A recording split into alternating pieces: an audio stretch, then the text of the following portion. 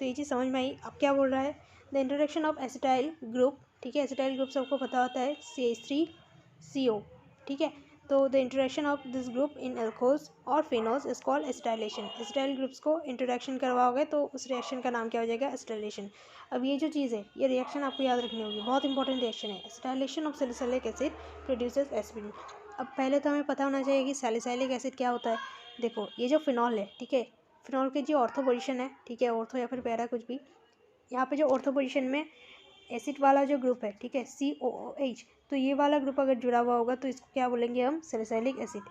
मान लो कि आपको बोला जाए कि सैलिसिल्डिहाइड का फॉर्मूला क्या है, तो आप क्या लिखोगे, ऐसे आप फिनॉल का एक रिंग बनाओगे एंड उसके ऊपर CHO, ठीक है, जो एल्डिहाइड वाला ग्रुप होता है उसको जोड़ दोगे तो वो क्या हो जाएगा, सैलिसिल्डिहाइड। अब यहाँ जो है क्या करेंगे हम, सैलिसिलिक एसिड का एसिटाइलेशन करेंगे। तो पहले तो आपको सैलिसिलिक एसिड को लिख देना है, फिर इसको एसिटाइलेशन के लिए हम क्या यूज़ करेंगे, एक एनहाइड्राइड यूज़ करेंगे, ठीक है।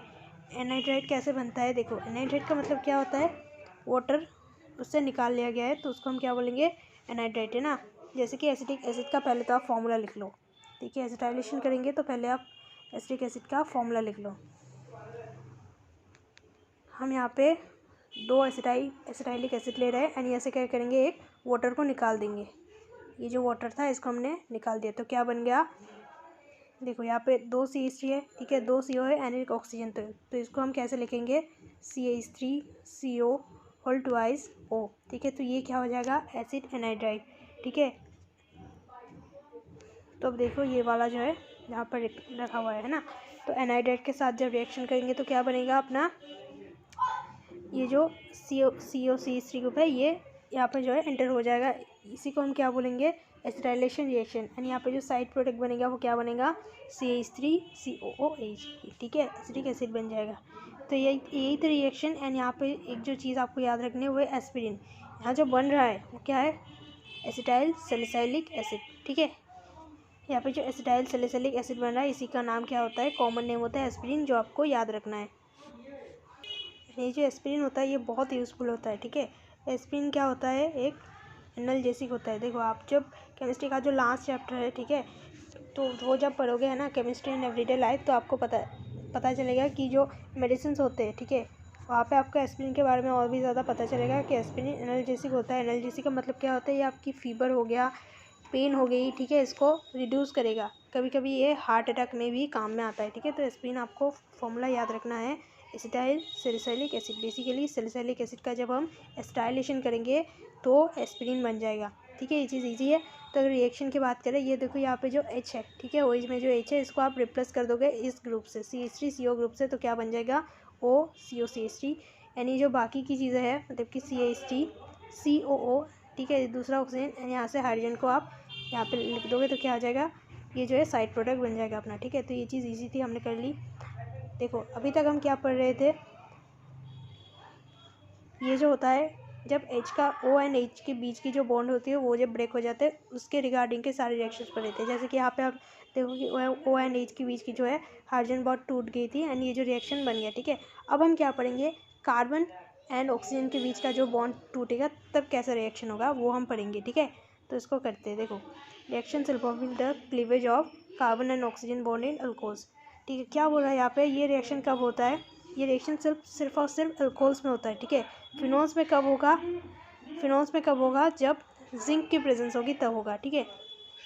तो देखो पहला रिएक्शन क्या है, reaction with the hydrogen halides, ठीक है।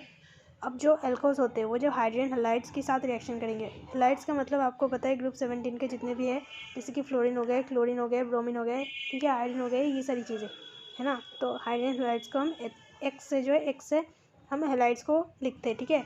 तो हाइड्रोजन हैलाइड्स मतलब क्या होगा, HX, ठीक है। तो जब अल्कोहल्स इनके साथ रिएक्शन करेंगे तो क्या होगा, इनके बीच का जो बॉन्ड है R, मतलब कि कार्बन एंड ऑक्सीजन के बीच का जो बॉन्ड है वो टूट जाएगा एंड इसके बदले क्या आ जाएगा, X आ जाएगा, ठीक है। इसके बदले क्या आ जाएगा, एक हैलाइड जुड़ जाएगा। तो यही रिएक्शन है जहाँ पे कार्बन एंड ऑक्सीजन के बीच की जो बॉन्ड टूटते हैं, ठीक है। तो क्या बोला है, the difference of reactivity in the 3 classes of alcohols with HCl, जो कि हाइड्रोजन हैलाइड है, इसको हम डिस्टिंग्विश कर सकते हैं लुकास टेस्ट से, ठीक है। 3 क्लासेस मतलब जो हमने पहले पढ़ रखा था कि प्राइमरी, सेकेंडरी एंड टर्शियरी, ठीक है। ये जो तीनों टाइप के अल्कोहल्स होते हैं इनको डिस्टिंग्विश करेंगे, ठीक है, किस टेस्ट से जो है जो डिस्टिंग्विशन टेस्ट है ना वो बहुत इंपॉर्टेंट है, ठीक है। प्रैक्टिकल में भी आप ये सारी चीज़ें करोगे तो वो जो टेस्ट होता है उसका नाम क्या होता है, उसका नाम हो जाता है लुकस टेस्ट। एंड आपको यहाँ पे जो याद रखने वाली चीज़ है वो क्या है, लुकस रिएजेंट, ठीक है। ये जो रिएक्शन है इसमें कौन कौन से रिएजेंट हम लेते हैं ये भी बहुत इंपॉर्टेंट है, तो इसको रेड बॉक्स में कर दिया मैंने, ठीक है ना। तो लुकस रिएजेंट क्या होता है, HCl in the presence of ZnCl2, ठीक है। क्या होगा, HCl एंड ZnCl2, तो लुकस रिएजेंट ऐसे आपको याद रखना है। अब जो टेस्ट है वो कैसे होता है, देखो जो अल्कोहल्स होते हैं ना they are soluble in this reagent, तो क्या होगा, एंड जो इनके हैलाइड्स होते हैं वो इसके प्रेजेंस में क्या होता है, टर्बिडिटी देते हैं, ठीक है। तो क्या हो जाएगा, जब आप टर्शियरी अल्कोहल्स के साथ NHX या फिर हाइड्रोजन हैलाइड्स का रिएक्शन करोगे तो ये टर्बिडिटी देंगे जो कि इमीडिएटली प्रोड्यूस होगा, ठीक है। मतलब कि टर्शियरी जो अल्कोहल्स होते हैं वो बहुत इजीली अपने हैलाइड्स को फॉर्म कर लेते हैं, ठीक है। पर जो प्राइमरी अल्कोहल्स होते हैं वो रूम टेम्परेचर पे टर्बिडिटी नहीं शो करेंगे, इनके लिए हमें विगरस कंडीशन की ज़रूरत पड़ेगी। एंड जो सेकेंडरी होते हैं वो 5 या फिर 10 मिनट में जो है टर्बिडिटी दे देते हैं। तो आपको क्या याद रखना होगा, देखो मैं एक ट्रिक भी बता देती हूँ आप लोगों को। जो टर्शियरी होता है ना, टर्शियरी अल्कोहल्स होते हैं तो T4 क्या हो जाएगा, टर्बिडिटी, मतलब कि जो टर्शियरी अल्कोहल्स होंगे वो सबसे जल्दी जो है टर्बिडिटी शो करेंगे, ठीक है। तो लुकस टेस्ट अगर आपको क्वेश्चन पूछा जाए कि जो रिएक्टिविटी उसकी ऑर्डर क्या हो जाएगा, टर्शियरी, सेकेंडरी, उसके बाद प्राइमरी, ठीक है। तो ये चीज़ हमने पढ़ ली। एंड रिएक्शन अगर आपको लिखने को बोला जाए तो आप कैसे लिख लोगे, मान लो कि ये कोई अल्कोहल है, ठीक है, इसके साथ मान लो कि आपको HCl का रिएक्शन है एंड आपको ZnCl2 दिया हुआ है, तो जो रिएक्शन का प्रोडक्ट होगा क्या होगा, Cl, ठीक है। ओके, तो ये जो रिएक्शन ये नहीं हो गया, आई एम सॉरी, क्योंकि ये प्राइमरी हो गया है ना।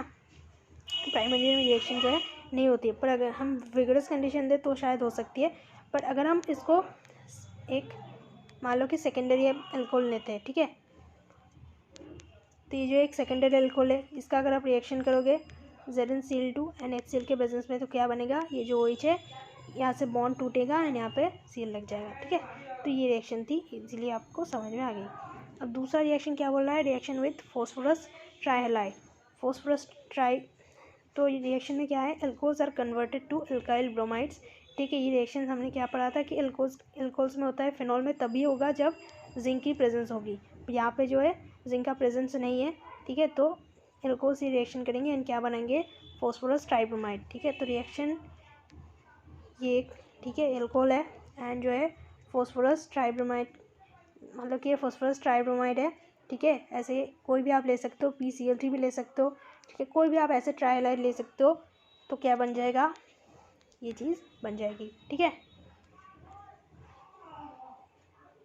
नेक्स्ट जो है क्या है, dehydration, alcohols undergo dehydration to form alkenes, तो अल्कोहल जब डिहाइड्रेशन करेंगे तो क्या बनेगा, एल्कीन्स बनेगा, ठीक है। एंड इसमें जो कैटलिस्ट हम लेते हैं वो क्या हो जाता है, एनहाइड्रस जिंक क्लोराइड या फिर एलुमिना।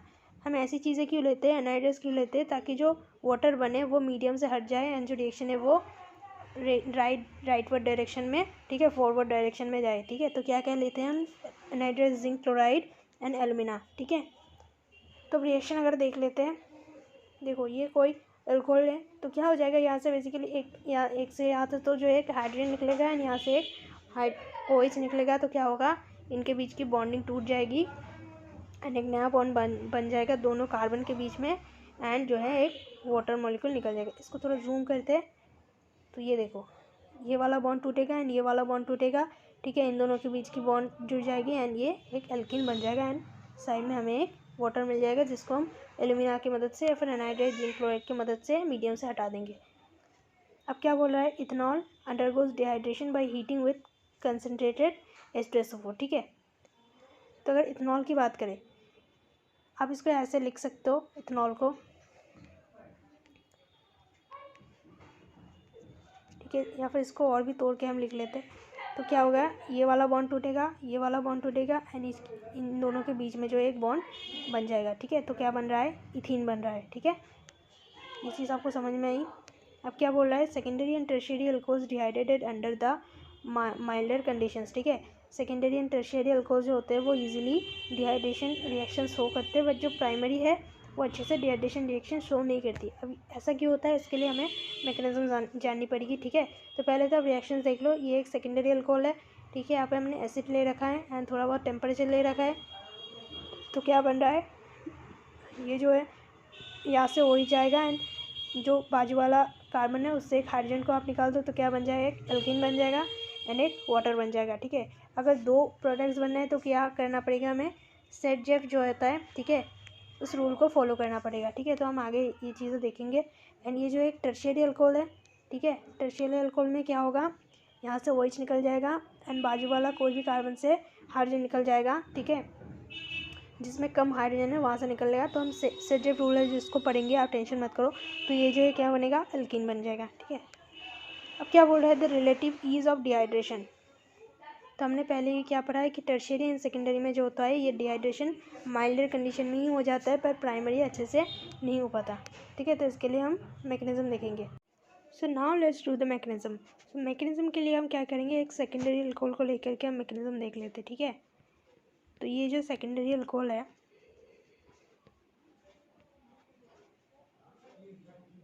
देखो मीडियम में क्या था, मीडियम में एसिड था, ठीक है, H3PO4, ठीक है। तो एसिड में क्या होगा, H+ होगा, H+ देगा एसिड, ठीक है। तो ये H+ क्या करेगा, इसके साथ आकर के जुड़ जाएगा, फिर इसको अटैक कर लेगा तो क्या होगा, OH2 पॉजिटिव हो जाएगा, ठीक है। अब क्या होगा, इस बॉन्ड में जो इलेक्ट्रॉन था ये इस इलेक्ट्रॉन को खींच लेगा, ठीक है, ताकि ये पॉजिटिव चार्ज जो है वो डिमिनिश हो जाए, ठीक है। ये इस इलेक्ट्रॉन को खींच लिया तो यहाँ पे पॉजिटिव चार्ज आ गया, है ना। अब ये क्या हो गया, H2O मॉलिक्यूल बन गया, तो यहाँ से निकल जाएगा एज अ लिविंग ग्रुप, ठीक है। तो नेक्स्ट स्टेप क्या हो जाएगी अपनी, देखो इसको मैं फिर से लिख लूँ यहाँ पे। नेक्स्ट स्टेप में क्या हो जाएगा, एक तो H2 निकल जाएगा अपना, ठीक है, लिविंग ग्रुप के जैसे, एंड यहाँ पे एक पॉजिटिव चार्ज आएगा। अब इसके बाद क्या होगा, देखो यहाँ पे जो है ना 3 H+ है ना, 3 हाइड्रोजन है। तो एक क्या होगा, यहाँ से जो है एक हाइड्रोजन निकल जाएगा, ठीक है। इसको हम ऐसे लिख लेते हैं 2NH। तो एक H+ निकल जाएगा, H+ निकल गया तो यहाँ पे क्या आ गया, एक नेगेटिव चार्ज आ गया, है ना। यहाँ से जो है इसने इलेक्ट्रॉन खींच लिया, इसका नेगेटिव चार्ज हो गया एंड एक H+ बाहर निकल गया। अब बस सिंपल सी स्टेप क्या हो जाएगी, लास्ट स्टेप, इन दोनों के बीच में बॉन्ड बन जाएगा, पॉजिटिव और नेगेटिव के बीच में। तो क्या हो गया, अपना एल्कीन बन गया, ठीक है। तो यही थी मैकेनिज्म, बहुत ईजी है, बस बीच में जो है आपको कार्बोकेटाइन बनाना आना चाहिए, है ना। यहाँ से जो H+ आया, यहाँ पे बीच पे कार्बोकेटाइन बना। वैसे ही हम अगर इस टर्शियरी के केस में देखें तो यहाँ से OH2+ जो है H2 के बाहर निकल जाएगा, है ना, H2 जैसे, एंड यहाँ पे एक पॉजिटिव चार्ज आएगा एंड फिर यहाँ से या फिर यहाँ से किसी भी एक कार्बन से जो है हाइड्रोजन निकल जाएगा। पर हाइड्रोजन निकलने का क्या तरीका है, दो तरीके की रूल्स होते हैं, ठीक है। एक तो होता है अपना सेट-जेफ रूल एंड दूसरा होता है हॉफमैन्स रूल, ठीक है। अब ये जो है यहाँ पे हम क्या लगाएंगे, सेट-जेफ रूल लगाएंगे। सेट-जेफ रूल को अपने एक एग्जांपल से देख लेते हैं, ठीक है। मान लो कि कोई एक अल्कोहल है, जैसे कि हम ये अल्कोहल लेते हैं, ठीक है। ये अपना एक सेकेंडरी अल्कोहल है ना, ये क्या है, 2-बुटानॉल है ना, 2-बुटानॉल है। तो इसको हम अब क्या करेंगे, इसका डिहाइड्रेशन करेंगे। क्या होगा, पहले तो मीडियम से जो है H+ आएगा, H+ आएगा तो क्या होगा, यहाँ पे OH2 बन जाएगा, पॉजिटिव बन जाएगा, है ना, ये इलेक्ट्रॉन को खींच लेगा, या फिर पॉजिटिव चार्ज हो जाएगा, ठीक है। अब यहाँ तक तो समझ में आता है कि ये निकल गया, ठीक है। इसको आप हटा दो यहाँ से। अब प्रॉब्लम कहाँ आएगी कि इस कार्बन से हम हाइड्रोजन को निकालें या फिर इस कार्बन से, क्योंकि यहाँ पे देखो आप दो, ठीक है, थोड़ा कलर चेंज कर लेते हैं, ठीक है। तो यहाँ पे देखो इसके पास 2 है ना हाइड्रोजन, एंड यहाँ पे 3 है। सेट-जेफ रूल क्या बोलता है कि ये जो नेबर का जो भी कार्बन है ना, ये जो पॉजिटिव चार्ज है इसके इधर है 2 हाइड्रोजन एंड इसके इधर है 3 हाइड्रोजन। तो हम कहाँ से हाइड्रोजन को निकालेंगे, जहाँ पे कम हाइड्रोजन होगा वहाँ से निकाल लेंगे। जैसे कि इस केस में 2-बुटानॉल के केस में यहाँ पर कम हाइड्रोजन है ना, 2 हाइड्रोजन है, तो हम यहाँ से एक हाइड्रोजन को निकाल लेंगे एज H+। तो यहाँ पर माइनस चार्ज आएगा एंड एक एल्कीन बन जाएगा। तो अगर फाइनल एल्कीन की अगर हम बात करें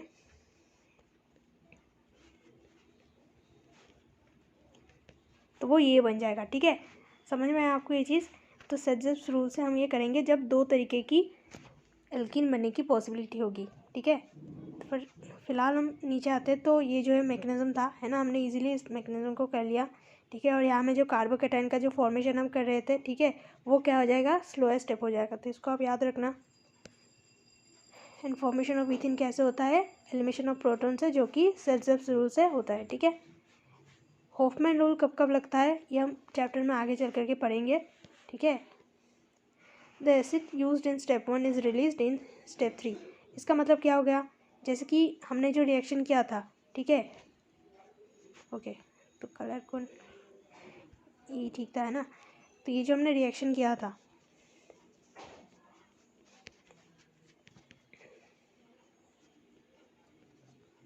है ना, तो यहाँ से हमने क्या किया था, इसको निकालने के बाद जो है H2 निकल के बाद यहाँ पे पॉजिटिव चार्ज आया था एंड यहाँ से हमने एक हाइड्रोजन निकाल लिया था, ठीक है।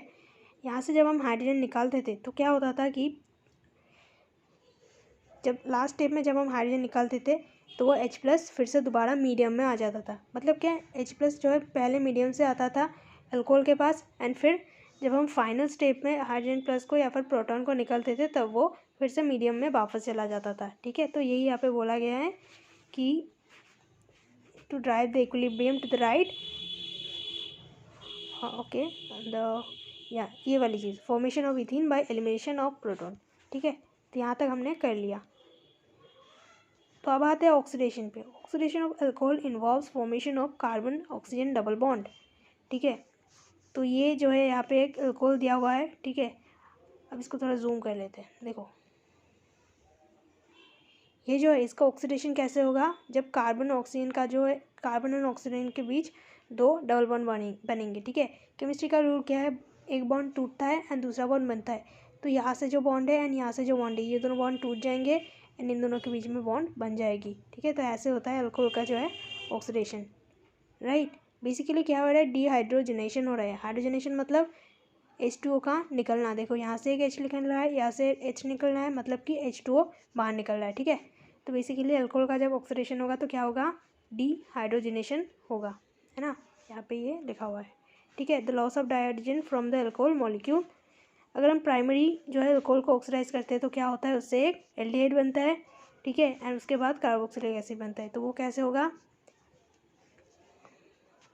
ये एक प्राइमरी अल्कोहल है, ठीक है। इसको जब ऑक्सीडाइज करेंगे तो क्या होगा, यहाँ से एक H, यहाँ से एक H आप निकाल दोगे तो क्या हो जाएगा, RCHO, मतलब कि एक एल्डिहाइड बन गया।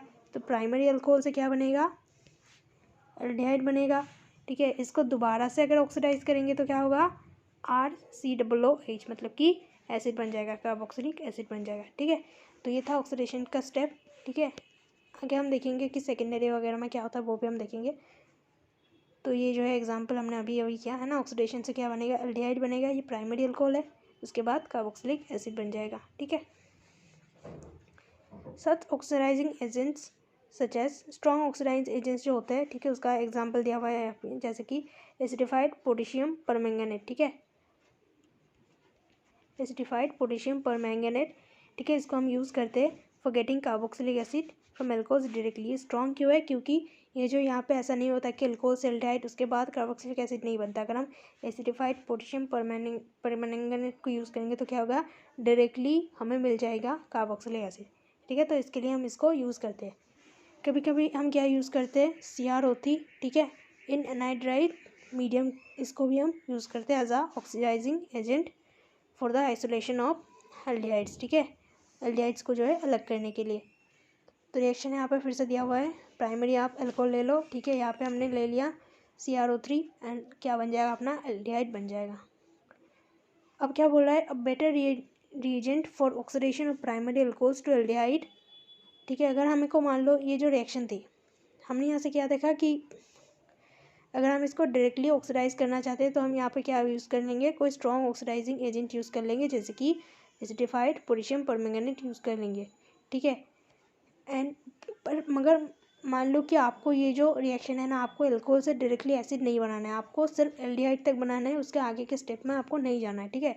तो तब आप क्या यूज़ करेंगे, इसके लिए हमें कुछ अलग चीज़ चाहिए, ठीक है। तो वो क्या चाहिए हमें, pyridinium क्लोरोक्रोमेट, जो कि होता है PCC। PCC की खासियत क्या हो जाएगी, यह जो है प्राइमरी अल्कोहल को सिर्फ और सिर्फ एल्डिहाइड में कन्वर्ट करेगा, एसिड वाली स्टेप में नहीं जाएगा, ठीक है। तो एक लिमिटेड ऑक्सीडेशन की रिएजेंट टाइप से काम करेगा, है ना। तो ये क्या हो जाएगा, पेरिडिनियम क्लोरोक्रोमेट PCC, बहुत ज़्यादा इंपॉर्टेंट है, बोर्ड्स वाले स्टूडेंट्स को बिल्कुल भी ना भूले, ठीक है। तो यहाँ पे जो रिएक्शन है ये प्राइमरी जो है अल्कोहल है, ठीक है, इसको हम PCC देंगे तो क्या होगा, सिर्फ और सिर्फ एल्डिहाइड में ये जो है रिएक्शन है वो रुक जाएगी, यहाँ पे कार्बोक्सिलिक एसिड नहीं बनेगी, ठीक है। तो आपको अगर ये क्वेश्चन दे दिया जाए एंड PCC दे दिया जाए तो आपको याद रखना चाहिए ये एक ऐसा ऑक्सीडाइजिंग एजेंट है जो कि रिएक्शन को सेकेंड स्टेप में रोक देगा, and that's why it's a better reagent, ठीक है, बेटर ऑक्सीडाइजिंग रिएजेंट। अब बात करते हैं सेकेंडरी अल्कोहल्स को। अगर सेकेंडरी अल्कोहल्स को हम ऑक्सीडाइज करेंगे तो क्या बनेगा, कीटोन बनेगा, ठीक है। हमें यहाँ पे सेम चीज़ ले ली, ठीक है, क्रोमिक एनहाइड्रेट ले लिया फिर से। अगर इससे सेकेंडरी का रिएक्शन करवाओगे तो क्या होगा, यहाँ से हाइड्रोजन एंड यहाँ से हाइड्रोजन बाहर निकल जाएगा, क्या बन जाएगा, कीटोन बन जाएगा। प्राइमरी का जब हमने किया था तो क्या बना था, यहाँ से एक हाइड्रोजन एंड यहाँ से एक हाइड्रोजन निकल गया तो क्या बना था, अपना एल्डिहाइड बना था, ठीक है। अगर हम सेम चीज़ सेकेंडरी के साथ करेंगे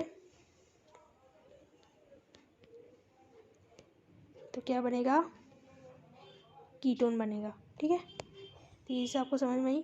टर्शियरी अल्कोहल्स जो होते हैं, ठीक है, tertiary alcohols do not undergo oxidation reaction. Tertiary alcohols में ऑक्सीडेशन रिएक्शन नहीं होती under strong reaction condition such as strong oxidising agents can afford an elevated temperature, मतलब थोड़ा ज़्यादा टेम्परेचर, रूम टेम्परेचर से ज़्यादा, उसमें क्या हो सकता है, cleavage of the CC bond takes place, carbon carbon के बीच की बॉन्ड टूट जाती है एंड जो है एक मिक्सचर बनता है कार्बोक्सिलिक एसिड का। क्या बोल रहा है, देखो, अगर आपके पास कोई ऐसा अल्कोहल है, ठीक है, टर्शियरी अल्कोहल है, तो ये इजीली जो ऑक्सीडाइज रिएक्शन नहीं दे सकता, इसके लिए हमें बहुत ज़्यादा टेम्परेचर की ज़रूरत पड़ेगी, पहली बात तो। दूसरी बात, बहुत स्ट्रॉन्ग जो है ऑक्सीडाइजिंग एजेंट हमें लेना पड़ेगा एंड हमें जो है विग्रेस कंडीशन देनी पड़ेगी। विग्रेस का मतलब नॉर्मल कंडीशन से थोड़ा ऊपर, ठीक है, हमें ज़्यादा टेम्परेचर देना पड़ेगा, स्ट्रॉन्ग रीजन्स देना पड़ेगा, तब जा कर के ये जो बॉन्ड है ये ब्रेक होगा। पर स्टिल यहाँ पे ऐसा नहीं होता कि एल्डिहाइड बन गया या फिर कीटोन बन गया, नहीं, ऐसा नहीं होता है। यहाँ पे क्या बन सकता है, यहाँ तो आपकी यहाँ पे एल्कीन बन जाएगी एंड जो साइड प्रोडक्ट बनेगा वो क्या हो जाएगा, एक कार्बोक्सिलिक एसिड, पर उसमें भी कार्बन का जो नंबर होगा वो लेस होगा, ठीक है। अभी इस चीज़ को यहाँ पे समझने की कोशिश करो। देखो यहाँ पे क्या बन गया, प्राइमरी से एल्डिहाइड बन गया, ठीक है, यहाँ पे जो सेकेंडरी था वहाँ से क्या बन गया, कीटोन बन गया, ठीक है। एंड यहाँ पे जो टर्शियरी है, टर्शियरी के केस में क्या हो रहा है, एक तो आपका एल्कीन बन सकता है, ठीक है, ये जो OH है, ठीक है, ये पूरा का पूरा OH निकल जाएगा एंड यहाँ से एक हाइड्रोजन निकल जाएगा तो क्या हुआ, एल्कीन बन गया, ठीक है। सेम रिएजेंट दे रहे हो पर क्या बन रहा है, एक एल्कीन बन रहा है, क्योंकि यहाँ पे डी हाइड्रोजनेशन नहीं हो रहा, ठीक है, यहाँ पे डिहाइड्रेशन हो रहा है बेसिकली, ठीक है। तो टर्शियरी, तो हमें क्या याद रखना होगा, जो टर्शियरी एल्कोहल्स होते हैं वो इजीली ऑक्सीडेशन रिएक्शन जो है नहीं देते, एंड अगर देते भी है वेरियस कंडीशन में तो क्या बनता है, एक मिक्सचर बनता है कार्बोक्सिलिक एसिड्स का, जिसमें कार्बन का नंबर जो है, कार्बन का नंबर लेस होता है, जो भी अपना रिएजेंट था उससे कम होता है कार्बन का नंबर, ठीक है। तो ये चीज़ आपको याद रखनी होगी। एंड यहाँ पे जो चीज़ थी यहाँ पे हाईलाइट करना मैं भूल गई, कि जो चीज़ मैंने आपको अभी बताई कि प्राइमरी एंड जो सेकेंडरी होते हैं वो क्या करते हैं, डिहाइड्रेशन करते हैं, एंड जो टर्शियरी होते हैं वो डिहाइड्रेशन करते हैं, ठीक है। तो ये चीज़ आपको याद हो गई। अब यहाँ पे देखो आप, ये जो बॉक्स है यहाँ पे एक इम्पॉर्टेंट चीज़ दी गई है, ठीक है। जो अल्कोहलिक्स होते हैं वो क्या करते हैं, कभी कभी बाय मिस्टेक वो लोग इथेनॉल को जो है, इथेनॉल एंड मिथेनॉल को एक साथ क्या करते हैं, ड्रिंक कर लेते हैं, ठीक है, जिसको इस मिक्सचर को हम क्या बोलते हैं, डीनेचुरेटेड अल्कोहल।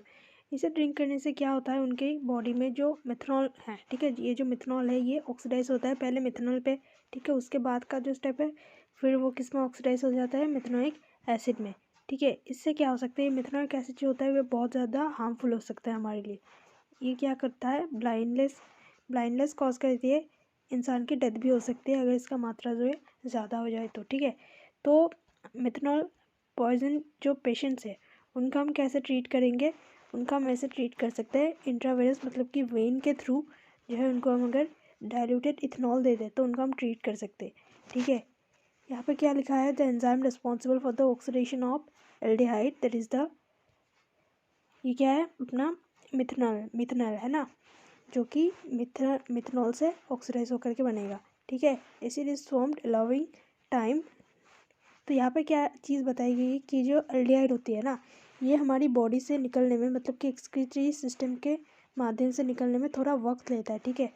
तो उसी को हम जो है काम में लगाते हैं एंड हम उस पेशेंट को ट्रीट करने के लिए यूज़ करते हैं इथेनॉल का सोल्यूशन, 10% इथेनॉल का सोल्यूशन। इससे क्या होगा आप देखो, मान लो कि ये जो है मिथेनॉल है, ठीक है। अब ये जब हम इसको जो है ऑक्सीडाइज करेंगे बॉडी के अंदर, जब ये ऑक्सीडाइज होगा तो क्या होगा, पहले मिथेनॉल बनेगा, ठीक है। उसके बाद क्या हो जाएगा, मिथेनोइक एसिड बनेगा। ये जो स्टेप होता है अपना, ठीक है, ये जो यहाँ से यहाँ का स्टेप होता है, वहाँ पे एक जो है बॉडी का एंजाइम रिएक्ट करता है, तब जाकर के ये ऑक्सीडेशन होता है। पर अगर हम बॉडी में डाइल्यूटेड इथेनॉल दे दे तो क्या हो जाएगा, ये जो एंजाइम है ये इथेनॉल को ऑक्सीडाइज करने में लग जाएगा, ठीक है। अगर ये इथेनॉल को ऑक्सीडाइज करेगा तो उस बीच क्या होगा, हमें थोड़ा बहुत वक्त मिल जाएगा एंड उस वक्त में क्या हो जाए, ये जो मिथेनॉल है ये बॉडी से इजीली निकल जाएगा। एंड जो इथेनोइक एसिड होता है, ठीक है, मतलब कि ये जो हम ले रहे हैं, अगर हम इसको चाहे ऑक्सीडाइज करना, मतलब कि ये जो इथेनोइक एसिड होता है ये लेस हार्मफुल होता है as compared to the methanoic acid, ठीक है।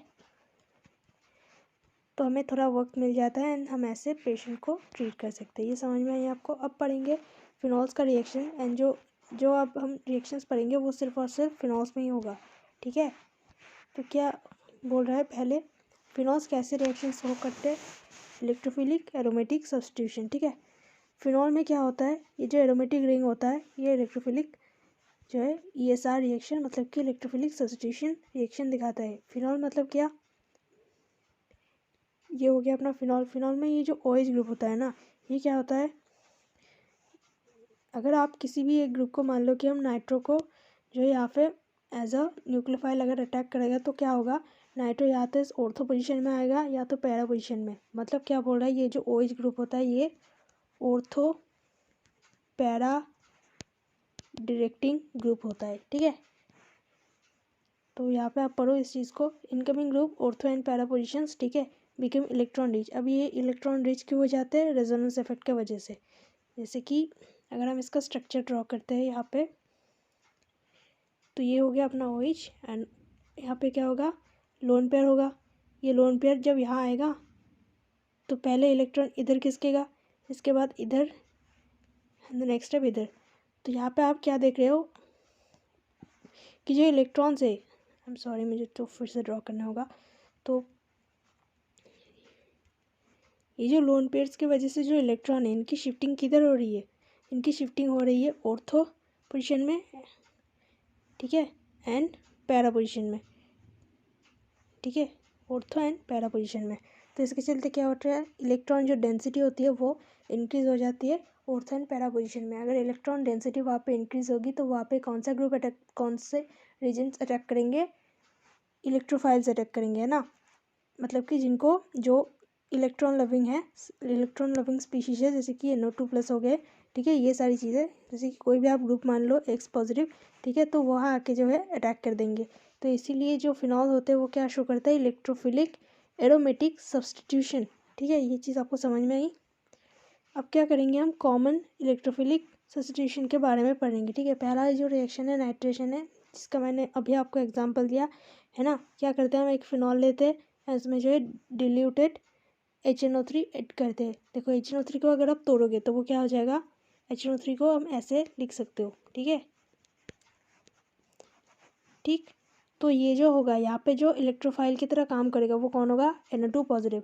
NO2 पॉजिटिव में आपको क्या दिख रहा है, एक पॉजिटिव चार्ज दिख रहा है। अगर पॉजिटिव चार्ज होगा तो क्या होगा, इलेक्ट्रॉन लविंग होगा, मतलब इलेक्ट्रोफाइल होगा, ठीक है।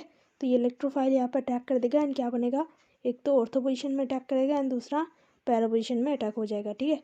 तो क्या बनेगा, ortho and para nitrophenol. The ortho and para isomers can be separated by steam distillation. अब ये जो दोनों प्रोडक्ट्स होंगे उसको हम कैसे सेपरेट करेंगे, स्टीम डिस्टिलेशन से। अब स्टीम डिस्टिलेशन से कैसे हम सेपरेट करेंगे, देखो ये जो ऑर्थो नाइट्रोफिनॉल होता है ना, ये क्या शो करता है, इंट्रामोलिकुलर हाइड्रोजन बॉन्डिंग, ठीक है, इंट्रामोलिकुलर हाइड्रोजन बॉन्डिंग, ठीक है, यहाँ पे ये शो कर रहा है NCERT में, ठीक है। एंड जो पैरा नाइट्रोफिनॉल होते हैं तो वो लेस वोलेटाइल होते हैं क्योंकि ये शो करते हैं इंटरमोलिकुलर हाइड्रोजन बॉन्डिंग। अब इसका क्या मतलब होता है, इंट्रा का मतलब मैंने आपको क्या बताया था कि सेम मॉलिक्यूल के बीच में जब हाइड्रोजन बॉन्डिंग होगी तो उसको हम क्या बोलेंगे, इंट्रा। एंड जब डिफरेंट मॉलिक्यूल के बीच होगी तो उसको हम क्या बोल देंगे, इंटर। जब ऑर्थो नाइट्रोफेनॉल की बात होगी तब यहाँ पे आप देख रहे हो कि नाइट्रो ग्रुप है, ठीक है, एंड यहाँ पे जो है OH है। अब हाइड्रोजन बॉन्डिंग कब होती है, जब हाइड्रोजन कोई इलेक्ट्रोनेगेटिव सब्सटेंस से जुड़ा हुआ होता है ना। तो यहाँ पे जो हाइड्रोजन है एक इलेक्ट्रोनेगेटिव ऑक्सीजन से जुड़ा हुआ है, तो यहाँ पे क्या हो जाएगा, इस ONH के बीच में हाइड्रोजन बॉन्डिंग हो जाएगी, ठीक है। एंड यहाँ पे अगर हम बात करें पैरानाइट्रोफेनॉल की, तो उसमें क्या हो जाएगा, दो मॉलिक्यूल के बीच, ठीक है, दो मॉलिक्यूल के बीच में क्या होगा, हाइड्रोजन बॉन्डिंग देखी जाएगी। तो इसके चलते क्या होगा, मान लो कि ऐसे ऐसे जो है सारे मॉलिक्यूल्स आपस में जुड़ते चले जाएंगे तो इनको तोड़ना मुश्किल हो जाएगा, है ना, तो ये लेस वोलेटाइल हो जाएंगे। पर अगर हम पहले वाले की बात करें तो इसको जो है ये एक एक मॉलिक्यूल अपने ही आप में जो है बंधा हुआ है, तो इसको हम इजीली तोड़ सकते हैं, ठीक है। तो जो है ये लेस वोलेटाइल हो जाएंगे एंड ये ज़्यादा वोलेटाइल हो जाएंगे। तो क्या होता है, ये जो बॉइलिंग पॉइंट की डिफरेंस होगी, ठीक है, इसके बेसिस पे हम इन दोनों को अलग कर लेंगे, स्टीम डिस्टिलेशन से इनको अलग कर लेंगे, राइट। नेक्स्ट जो है क्या बोल रहा है यहाँ पे, with concentrated nitric acid phenol converted to, देखो हमने क्या किया था पहले केस में, डिल्यूटेड नाइट्रिक एसिड यूज़ किया था, ठीक है, इस वाले केस में इसलिए सिर्फ एक ही जगह में जो है नाइट्रो ग्रुप का सब्स्टिट्यूशन हो रहा था, एक तो यहाँ या फिर यहाँ पे, ठीक है। पर जब हम कंसनट्रेटेड HNO3 लेंगे तो क्या हो जाएगा, तीन जगह में क्या होगा, सब्स्टिट्यूशन होगा, ठीक है। एंड जिसके चलते क्या बनेगा, 2,4,6 ट्राइनाइट्रोफेनॉल, ठीक है। ये फिनॉल जो ये 1 नंबर पे है, ठीक है, ये 2, 3, ये 4 नंबर पे है, ये 5 एंड 6, तो 2, 4, 6 ट्राइनाइट्रोफेनॉल। एंड इसका जो कॉमन नेम है पिक्रिक एसिड है, मोस्ट इंपॉर्टेंट चीज़ है, याद रखनी पड़ेगी आपको, ठीक है। The yield of the reaction product is poor. अब ये जो यील्ड है ये पोर होता है, क्यों, इसका भी रीज़न देखते हैं। देखो ये जो HNO3 होता है ना, कंसनट्रेटेड HNO3, ये बहुत स्ट्रॉन्ग ऑक्सीडाइजिंग एजेंट होता है, ठीक है। एंड यहाँ पे जो फिनॉल है इसमें जो OH है इसमें क्या होता है, इलेक्ट्रॉन होते हैं ना, तो क्या हो जाएगा, एंड ये जो है पॉजिटिव एम इफेक्ट शो करते हैं। पॉजिटिव एम का मतलब इलेक्ट्रॉन को शिफ्ट कर देते रिंग के अंदर, ठीक है, इलेक्ट्रॉन को डोनेट कर देते, तो क्या होता है, ये जो होता है एक बहुत एक्टिव रिएजेंट हो जाएगा, ठीक है। तो दो फैक्टर आपको याद रखने हैं, एक तो ये जो है बहुत एक्टिव रिएजेंट है एंड ये जो है बहुत स्ट्रॉन्ग ऑक्सीडाइजिंग एजेंट है। तो इसके चलते क्या होगा, एक साइड प्रोडक्ट बनेगा इस रिएक्शन में जो कि है क्विनोन, ठीक है। अब अगर क्विनोन बनेगा, ये मेजर प्रोडक्ट होगा, तो रिएक्शन का यील्ड पोर होगा, है ना। जो हमारी मेन ज़रूरत है पिक्रिक एसिड वो कम बनने शुरू हो जाएगी, तो इस रिएक्शन का पोर जो है यील्ड होगा, ठीक है। तो इसके लिए हम क्या करेंगे, दूसरा प्रोसेस फॉलो करेंगे इस चीज़ को बनाने के लिए। जो दूसरा प्रोसेस है वहाँ पे हम क्या करेंगे, जो फिनॉल है इसको पहले कंसनट्रेटेड सल्फ्यूरिक एसिड से रिएक्ट करवाएंगे, ठीक है। जिसके चलते जो प्रोडक्ट बनेगा वो क्या हो जाएगा, फिनॉल 2,4 डाइसल्फोनिक एसिड। तो उसकी अगर हम फॉर्मूला लिखे, रिएक्शन लिख लेते हैं तो कैसा हो जाएगा, ये अपना फिनॉल है, ठीक है, इस पर क्या दे रहे हैं हम, कंसनट्रेटेड H2SO4, है ना, सल्फ्यूरिक एसिड। तो क्या हो जाएगा, ये जो है बना लेगा 2,4 डाइसल्फोनिक एसिड, ठीक है, SO3 ये चीज़ ये बना लेगा, ठीक। अब जो है इसके बाद वाली जो रिएक्शन होगी वो क्या होगा, अब हम इस पर डालेंगे कंसनट्रेटेड HNO3, तो क्या होगा, रिएक्शन में बनेगा पिक्रिक एसिड, ठीक है। ये जो SO3 है इसको ये सब्स्टिट्यूट कर देगा, Na2 पॉजिटिव, है ना, तो यहाँ पे क्या बन जाएगा, 2,4,6 ट्राइनाइट्रोफिनॉल, ठीक है, या फिर पिक्रिक एसिड। तो आप बोलोगे कि पहला जो रिएक्शन था वहाँ पे हम डायरेक्टली HNO3 दे रहे थे तब भी ये बन रहा था, ठीक है। तो इस रिएक्शन में एडवांटेज क्या हुआ हमारा, देखो जो पहला रिएक्शन था वहाँ पे साइड प्रोडक्ट क्या बन रहा था, क्विनोन, जिसके चलते रिएक्शन की जो यील्ड थी वो कम हो जा रही थी। पर यहाँ पे जो रिएक्शन है, ठीक है, यहाँ पे जो पहला रिएक्शन हम करते हैं इसमें क्या हो जाता है, SO3 जुड़ जाता है। अब SO3 क्या होता है, SO3 शो करता है अपना -M इफेक्ट, ठीक है। अब -M एंड +M वाला जो ग्रुप्स है वो आपको याद रखना होगा, ठीक है, कि कौन से -M होते हैं कौन से +M होते हैं। अगर आपको चाहिए तो किसी वीडियो में मैं आपको ट्रिक भी बता दूंगी, ठीक है। तो फिलहाल OH जो होता है वो क्या होता है, पॉजिटिव एम इफेक्ट शो करता है, एंड जो SO3H होता है वो क्या करता है, नेगेटिव एम इफेक्ट शो करता है। तो क्या होगा, अगर यहाँ पे क्या हो गया, यहाँ पे दो जो है -M वाले ग्रुप है एंड एक है +M वाले ग्रुप।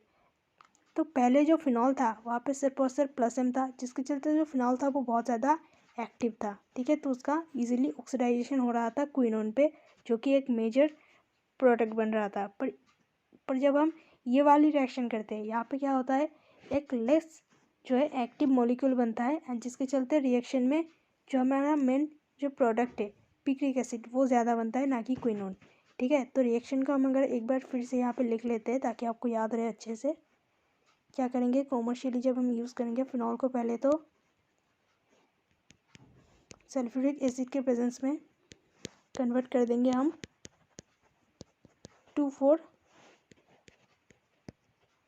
सल्फोनिक एसिड में, ठीक है।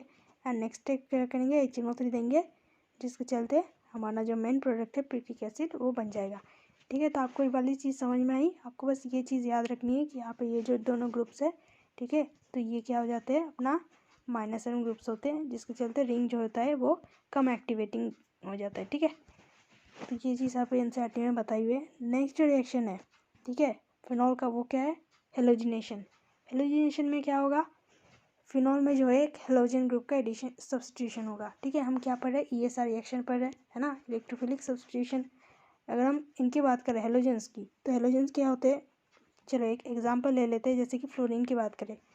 इलेक्ट्रॉनिक अगर हम देखते हैं तो क्या हो जाएगा, फ्लोरीन का 1s2 2p5, ठीक है। तो फ्लोरीन क्या कोशिश करेगा, एक इलेक्ट्रॉन को गेन करने की, जिसके चलते क्या होगा, वो एक नोबेल गैस का जो है स्ट्रक्चर उसको मिल जाएगा, है ना। तो ये क्या होगा, इलेक्ट्रोनेगेटिव चीज़ होगा, ठीक है। इलेक्ट्रोनेगेटिव मतलब इलेक्ट्रॉन लविंग, तो उसको हम इलेक्ट्रोफाइल की तरह भी यूज़ कर पाएंगे, ठीक है। तो क्या हो जाएगा, ये जो है इलेक्ट्रोफिलिक सब्स्टिट्यूशन रिएक्शन देंगे। अब यहाँ पे जो है फिनॉल है, ठीक है। तो पहले यहाँ पे पढ़ लेते हैं इस चीज़ को। On treating phenol with bromine different reaction takes place under different conditions, ठीक है। तो जो पहला कंडीशन है वो हम देख लेते हैं। जब इस रिएक्शन को हम करेंगे ऐसे सॉल्वेंट में जिसकी पोलैरिटी लो है। अब पोलैरिटी का मतलब क्या है, जैसे कि यहाँ पे एग्जाम्पल से आप समझो, जैसे कि CS2 है।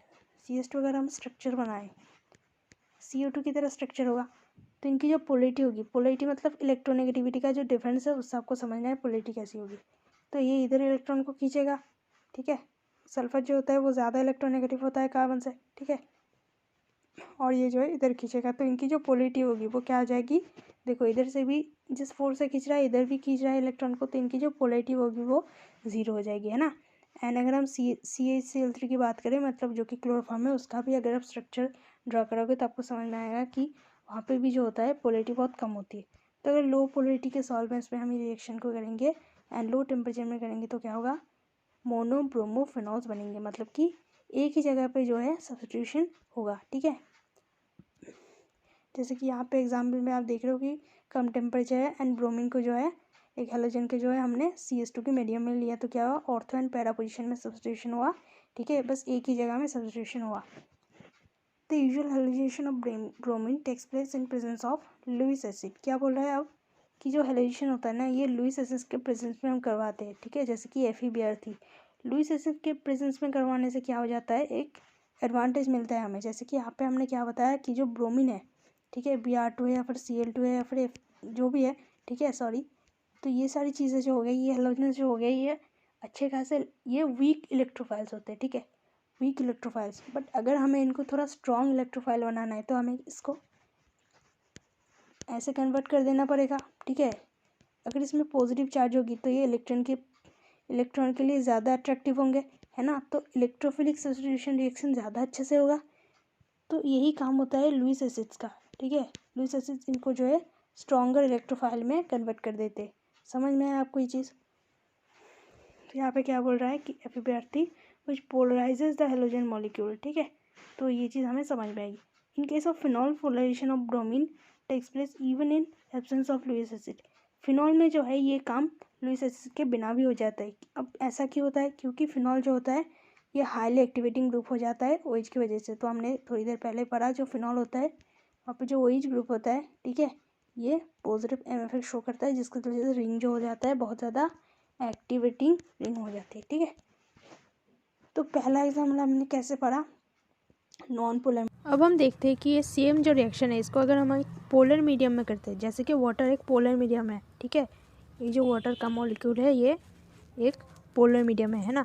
अगर ऐसे मीडियम में इस रिएक्शन को करते हैं तो क्या हो जाता है, यहाँ पे 3 जगह पे सब्स्टिट्यूशन होता है। ठीक है, 2 ऑर्थो पोजीशन में एंड तीसरा जो है पैरा पोजीशन में। ठीक है, पहले में क्या हो रहा था, जैसे जहाँ हमने CH2 लिया था, ठीक है, जो कि एक नॉन पोलर सॉल्वेंट था, वहाँ पे क्या हो रहा था, सिर्फ एक जगह पे या तो ऑर्थो पे या तो पैरा पे जो है प्रोडक्ट बन रहा था। ठीक है, सब्स्टिट्यूशन हो रहा था। पर यहाँ पे क्या हो रहा है, 3 जगह पे। ठीक है, तो वो प्रोडक्ट जो बन रहा है वो क्या हो रहा है, 2,4,6 ट्राइब्रोमोफिनॉल बन रहा है। ठीक है, अब ऐसा क्यों होता है, देखो वाटर क्या होता है, पोलर मीडियम होता है। पोलर मीडियम क्या करता है, ये जो फिनॉल का जो मॉलिक्यूल है ना, फिनॉल के मॉलिक्यूल से क्या बनेगा, आयनाइज होने के बाद ये बनेगा, है ना, फिनॉक्साइड आयन बनेगा। ठीक है, देखो ये जो फिनॉल का मॉलिक्यूल था यहाँ पे ये प्लस एम शो कर रहा था, तो ये रिंग जो ये थी, ये कंपाउंड ऑलरेडी बहुत ज़्यादा एक्टिव था। पर जब हम यहाँ पे वाटर जैसी कोई भी पोलर सॉल्वेंट ऐड करेंगे तो क्या हो जाएगा, ये जो मॉलिक्यूल है फिनॉक्साइड में कन्वर्ट हो जाएगा ये, एंड ये और भी ज़्यादा एक्टिव हो जाएगा, जिसके चलते 3 जगह पे सब्स्टिट्यूशन होगा। ठीक है, तो ये चीज़ आपको समझ में आई कि polar and non polar medium में ये रिएक्शन कैसे डिफर करता है।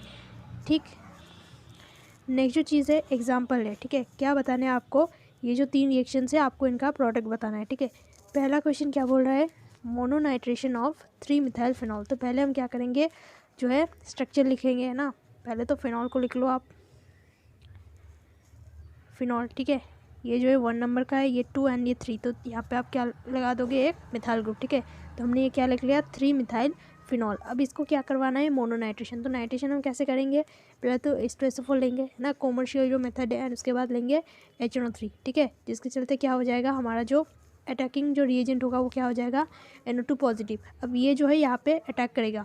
ठीक है, अब ये जो या तो इस पोजीशन में अटैक कर ले, या तो यहाँ पर, या तो यहाँ पर, या तो यहाँ पर। ठीक है, तो हमें बताना होगा कि ये जो है ये कहाँ पे जा कर के अटैक करेगा। ठीक है, देखो अब ये चीज़ आप याद रख लेना। ठीक है, कि ये जो है ये उसी पोजीशन पे जा कर के अटैक करेगा जो पोजीशन कॉमन है, मतलब कि जो ये OH ग्रुप है एंड ये जो मिथाइल ग्रुप है, इन दोनों का जो कॉमन ऑर्थो या फिर पैरा पोजीशन है वहाँ पर जाकर ये अटैक करेगा। ठीक है, तो यहाँ पे अगर हम देखते हैं इनका जो ऑर्थो एंड पैरा पोजीशन है, यहाँ तो यहाँ पे होगा। ठीक है, ये जो पोजीशन है ये क्या है, ये OH के लिए पैरा पोजीशन है। ठीक है, OH के लिए ये पैरा पोजीशन है एंड CH3 के लिए ये ऑर्थो पोजीशन है।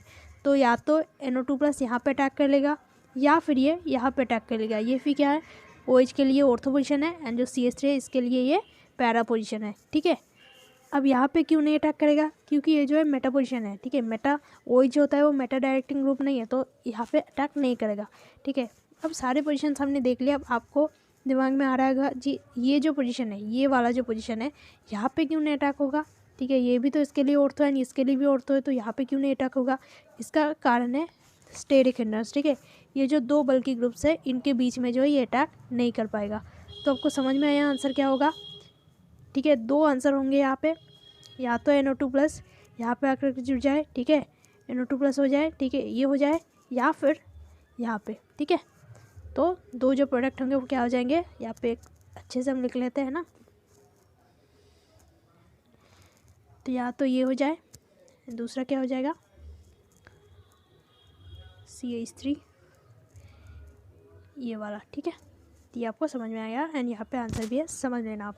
दूसरा क्या बोल रहा है, डाइनाइट्रेशन ऑफ 3 मिथाइल फिनॉल। डाइनाइट्रेशन मतलब 2 बार जो है हम नाइट्रेशन को करेंगे, है ना। तो यहाँ पे जो है, यहाँ पे क्या होगा, 2 जगह पे सब्स्टिट्यूशन होगा। ठीक है, तो पहले तो वही सिंपल सा फॉर्मूला लिख लोगे आप 3 मिथाइल फिनॉल का, एंड यहाँ पे जो है हमने यहाँ का क्या कहा था पहले रिएक्शन में कि ये जो पोजीशन है यहाँ पे अटैक नहीं होता। ठीक है, तो इन दोनों जगह में जो है सब्स्टिट्यूशन हो जाएगा। नेक्स्ट क्या बोल रहा है, मोनोनाइट्रेशन ऑफ फिनाइल मेथनॉइड। ठीक है, पहले तो हमें क्या पता लगाना होगा, फिनाइल मेथनॉइड का जो फॉर्मूला होता है। फिनाइल रिंग का फॉर्मूला सबको पता है, ये हो जाता है अपना एक फिनाइल रिंग। अब ये मेथनॉइड क्या होता है, देखो फिनॉल तो पहले हमने लिख लिया, ये होता है फिनॉल। ठीक है, मिथेनॉइड, मिथेनोइक एसिड जो होता है वहाँ से हम क्या करते हैं, मिथेनोइक एसिड का जो एनहाइड्राइड होता है उसी को हम क्या बोलेंगे, मिथेनॉइड। ठीक है, तो पहले तो हम यहाँ पे क्या करेंगे, मिथेनोइक एसिड का जो है फॉर्मूला लिख लेंगे। ठीक है, HCOOH। ठीक है, ये क्या हो जाता है, मिथेनोइक एसिड का फॉर्मूला।